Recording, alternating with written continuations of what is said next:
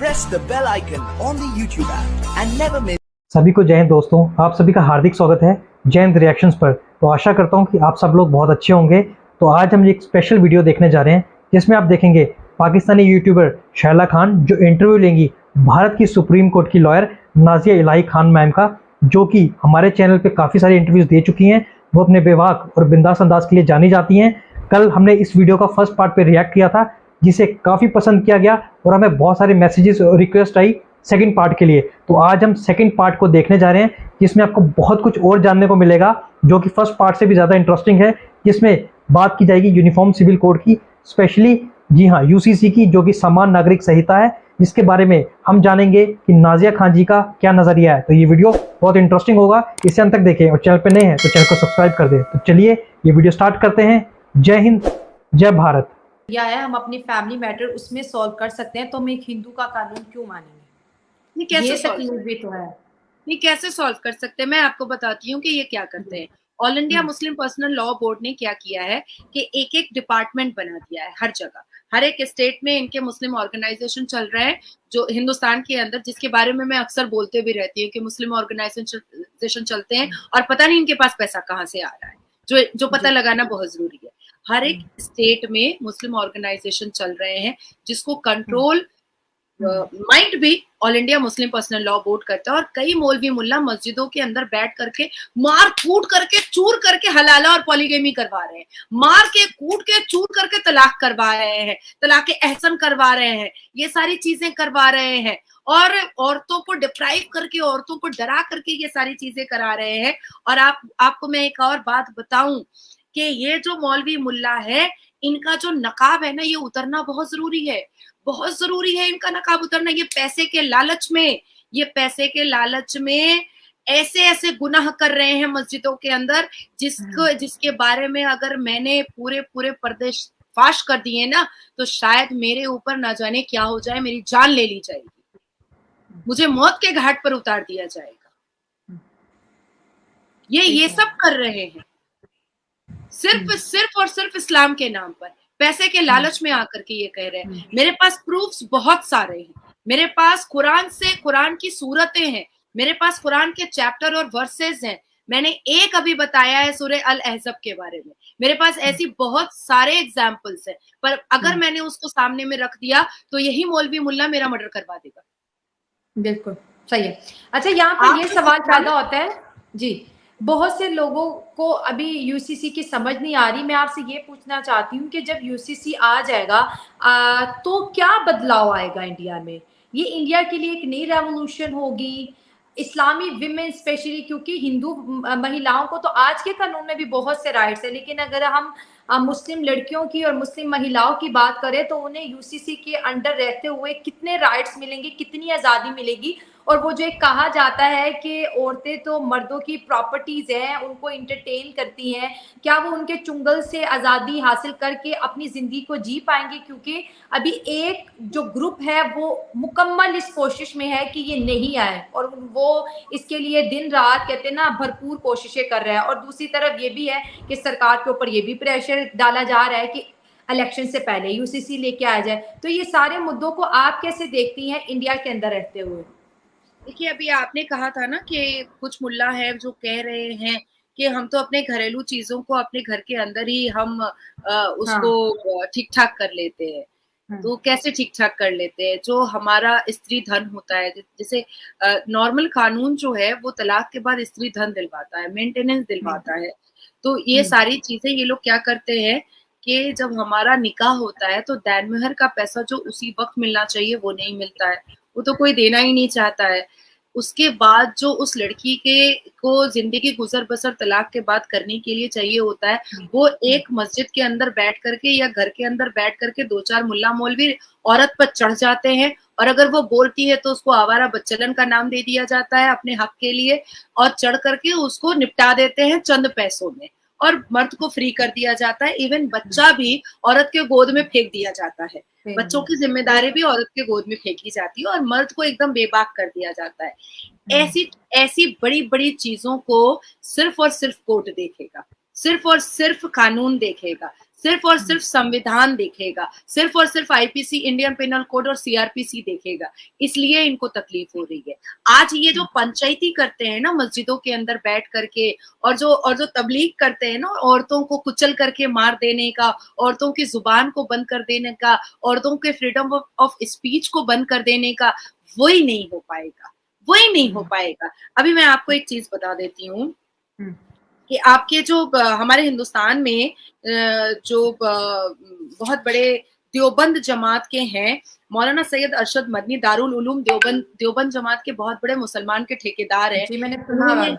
हाँ, उन्होंने दो बातें मैं उनकी बताऊंगी, आपको जरूर बताऊंगी। एक, उन्होंने कहा है कि अभी के युवा जो जेनरेशन है या पहले के जो है, उनको कभी भी मुसलमान को इंग्लिश और साइंस नहीं पढ़ना चाहिए, नहीं तो उनका दिमाग खराब हो जाएगा।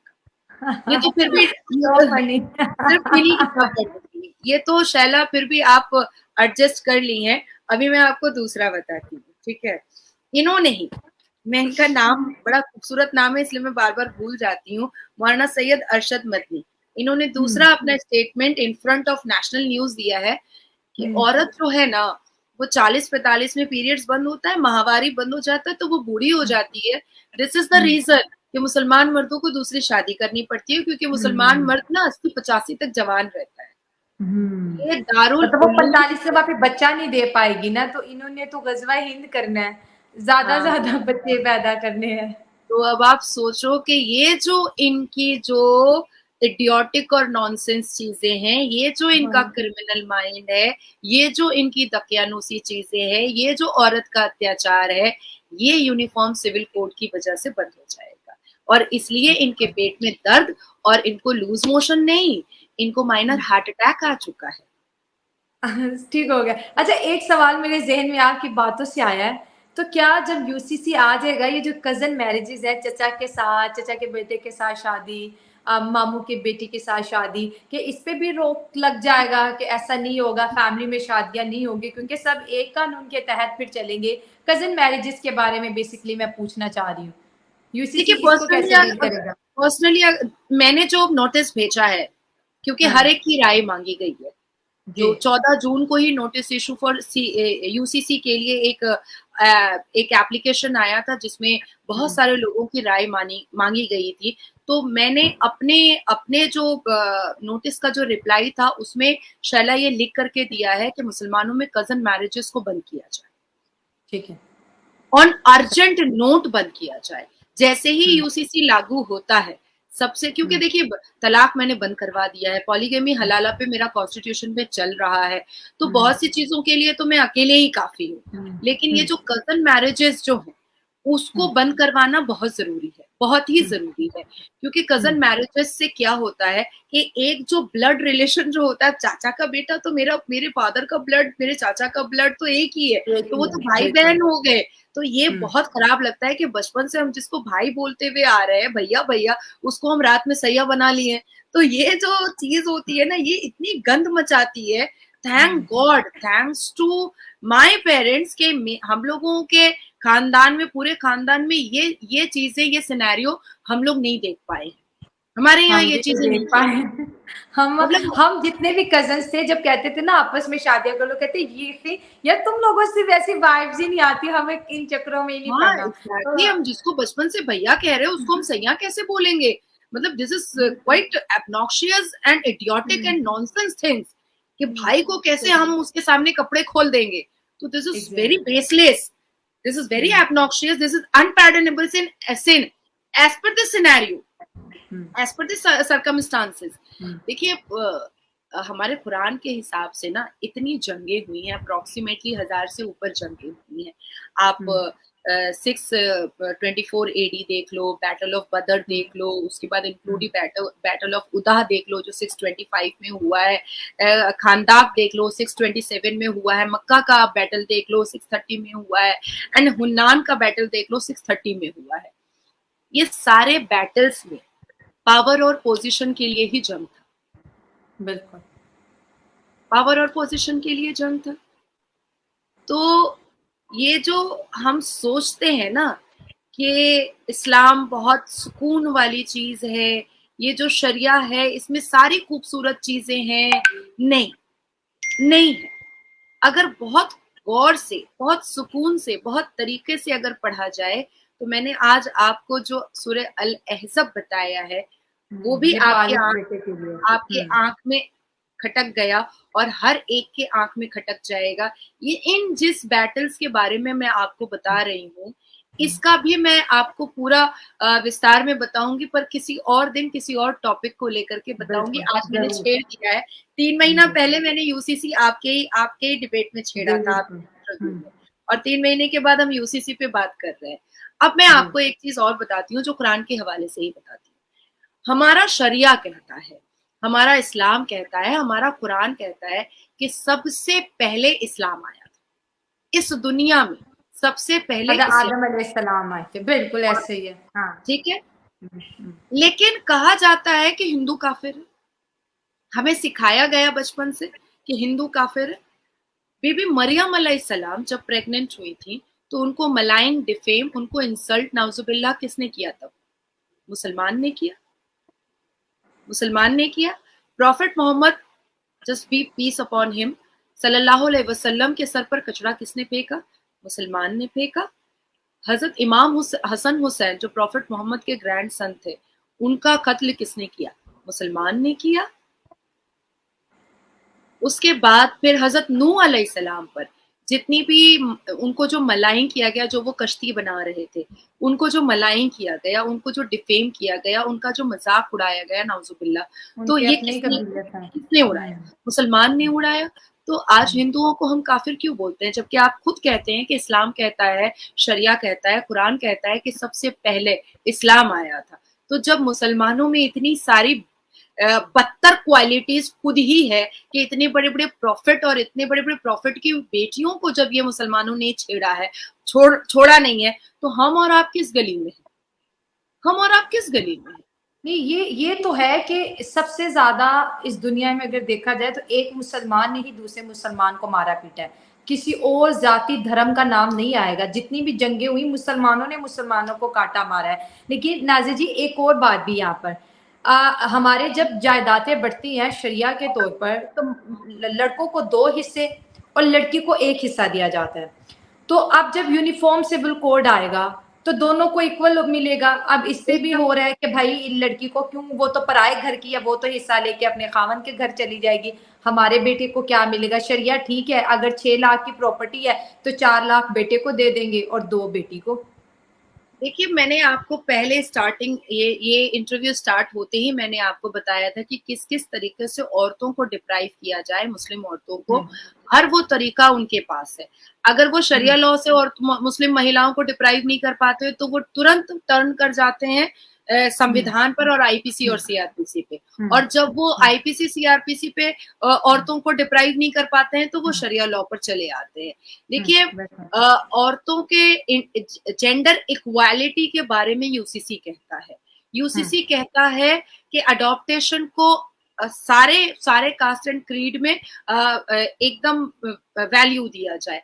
तो हर वो चीजें जो बहुत इंक्विजिटिवनेस पैदा कर रही थी, बहुत कंट्रोवर्सीज पैदा कर रही थी, बहुत डिस्कम्फर्ट पैदा कर रही थी, और मुसलमान मर्द जो बहुत ज्यादा शरिया लॉ को मिसयूज कर रहे थे, वो सारी चीजों को एकदम पार्टली बंद करने की कोशिश की जा रही है। अच्छा, आप देखो कि इसमें कोई भी धर्म के लोग नहीं चिल्ला रहे हैं, सब कह रहे हैं कि भाई यूनिफॉर्म सिविल कोड या कॉमन लॉ मतलब सबके लिए, हिंदुस्तान में जितने भी कास्ट और क्रीड है सबके लिए। हिंदू अपने मंदिर जाएगा, मुसलमान अपनी मस्जिद जाएगा, मुसलमान लड़कियां और लड़के निकाह ही करेंगे, हिंदू फेरा ही लेंगे। लेकिन अब तो ये लव जिहाद, वो लव ट्रैप नहीं कर पाएंगे ना, और लव ट्रैप करेंगे नहीं तो इनको 72 हूर कैसे मिलेगी?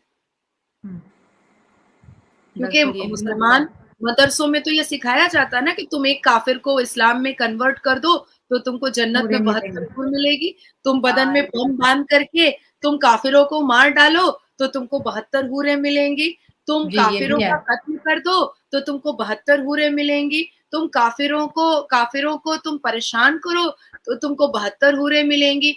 तो जब यूनिफॉर्म सिविल कोड आ जाएगा तो ये जो 72 हूर वर्जिन हूर का जो लालच है ये तो खत्म हो जाएगा। ये तो कर नहीं पाएंगे ना लव जिहाद कर पाएंगे, ना मुसलमानों को परेशान, ना हिंदुओं को परेशान कर पाएंगे, ना मुसलमान औरतों को परेशान कर पाएंगे, तो फिर इनको 72 वर्जिन हूर कैसे मिलेंगी? तो बहुत सारी जो आफत है ना, मुसीबत जो है ना, वो ना चाहते हुए भी मुसलमान मर्दों पे आ रही है, इसलिए उनको माइनर अटैक आ रहा है। पर मुझे पूरी उम्मीद है शैला कि हम जैसी मुसलमान वोकल लड़कियां, हम जैसी मुसलमान एडुकेटेड लड़कियां हिंदुस्तान में जो अपनी जान हथेली में लेकर के और रोज गंदी गालियां सुन करके हम ऐसी चीजों के लिए आवाज उठा रहे हैं, और हम लोगों को पूरी उम्मीद है कि ये सुप्रीम कोर्ट ऑफ इंडिया जरूर सुनेगा। और ये जो एक तबाही मचाई जा रही है ना कि अरे मोदी जी की सरकार आई है इसलिए ऐसा हो रहा है, देखिए कानून सबूतों के आधार पर चलता है। कानून जो है वो सर्कमस्टांसेस, इंसिडेंट, एक्सीडेंट और सिनेरियो पर चलता है। तो ये जो तथ्य सामने आ रहे हैं सुप्रीम कोर्ट में और हर रोज एक नए पिटिशंस जा रहे हैं कि हमारे ऊपर ये अत्याचार हो रहा है, हमारे ऊपर ये अत्याचार हो रहा है, मुस्लिम कम्युनिटी की औरतें ही जा रही हैं कि देखो हमको तलाक दे के भगा दिया है, देखो हमको हलाला के नाम पे प्रोस्टिट्यूशन करवा रहा है, देखो हमें हमारा प्रॉपर्टी नहीं दे रहा है। तो ये सारी चीजों को देखते हुए, ये सारी चीजों को नजर में रखते हुए ये सुप्रीम कोर्ट का निर्णय है। ये सुप्रीम कोर्ट कहता है बार बार, 1995 से सुप्रीम कोर्ट कह रहा है कि भाई कोई एक ऐसा कॉमन लॉ लाया जाए जिसमें सबको यूनाइट करके देखा जाए। दोस्तों आशा करता हूँ कि वीडियो आपको काफ़ी पसंद आई होगी और वीडियो को आपने अंत तक देखा होगा और इस डिस्कशन में आपको काफ़ी कुछ जानने को मिला होगा। तो जैसे कि आपने देखा, नाजिया खान मैम ने अपने बेबाक अंदाज से विरोधियों को, खासकर मुल्ला माफिया गैंग को पूरी तरह से उधेड़ के रख दिया। जहां उन्होंने बात की यूनिफॉर्म सिविल कोड की, कजन्स मैरिज की और गजवाए हिंद की। तो आशा करता हूँ वीडियो आपको बहुत इंटरेस्टिंग लगी होगी। इस वीडियो के बारे में आपके क्या विचार हैं? आप अपने विचार हमें कमेंट सेक्शन में लिखकर जरूर बताएं, हमें आपके कमेंट्स का इंतजार रहेगा। और वीडियो अगर पसंद आई तो उसे लाइक और शेयर जरूर कर दें, और चैनल पर नए हैं तो चैनल को सब्सक्राइब कर दें। तो चलिए अगली वीडियो में हम फिर मिलेंगे, तब तक आप लोग अपना ध्यान रखिए। जय हिंद, जय भारत।